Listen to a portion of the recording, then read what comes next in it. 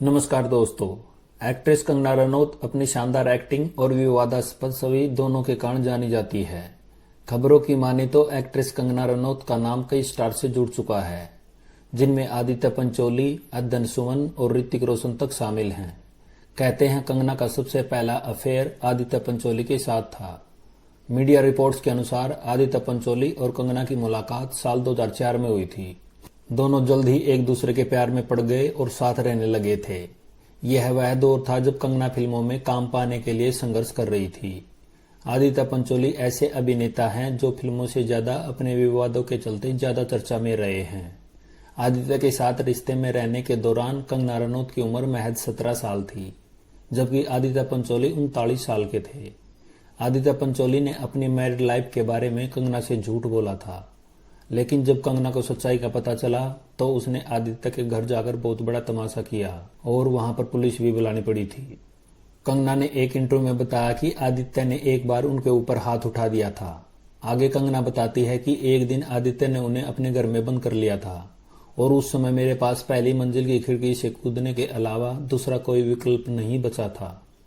हालांकि लंबी जद्दोजहद के बाद जब वह इस रिलेशनशिप से बाहर आई तो उन्होंने आदित्य पंचोली को लेकर यह अहम खुलासे किए थे। आदित्य पंचोली के बाद कंगना का नाम एक्टर अदन सुमन से जुड़ा। दोनों रिलेशनशिप में थे। दोनों की पहली मुलाकात 2008 में मूवी राज 2 के सेट पर हुई थी, लेकिन दोनों ने एक साल तक एक दूसरे को डेट करने के बाद अपने रिश्ते को खत्म कर दिया। इसके बाद अदन सुमन ने कंगना के बारे में काफी अजीब बातें बताई कि कंगना उनके साथ मारपीट और दुर्व्यवहार करती थी। कई बार कंगना बहुत अजीब लगती थी।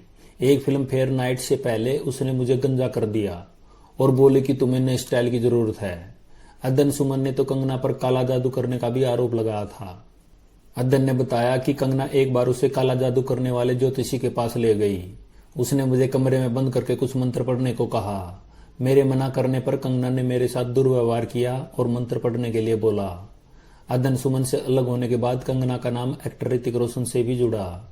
कंगना ने खुले मन से कहा कि वह और ऋतिक रिलेशनशिप में थे और दोनों का रिश्ता शादी तक पहुंचने ही वाला था, लेकिन फिर ऋतिक रोशन अपने सभी वादों से पलट गए।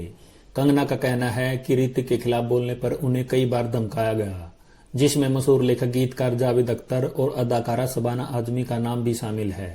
जानकारों के अनुसार ऋतिक रोशन व उनकी पत्नी सुजैन का तलाक इन दोनों के रिलेशन की वजह से ही हुआ था, लेकिन ऋतिक रोशन इन सभी बातों का खंडन करते हैं। दोनों का रिलेशन मेल कांड की वजह से एक बार फिर चर्चा में आया। कथित तौर पर कंगना की तरफ से भेजे गए उन मेल्स में लिखा था, मैं रोजाना सुबह ऐसे ईमेल भेजने से बोर हो गई हूँ। पिछले कुछ महीनों में हमारा रिलेशन तबाह हो चुका है, लेकिन जब हम दोनों रिलेशनशिप में दोबारा आएंगे तो चीजें बदल जाएंगी। मैं हमारे रिलेशनशिप में पारदर्शिता चाहती हूँ। हालांकि ऋतिक रोशन ने कंगना के खिलाफ लीगल नोटिस दिया और मामले की सुनवाई कोर्ट में चल रही है।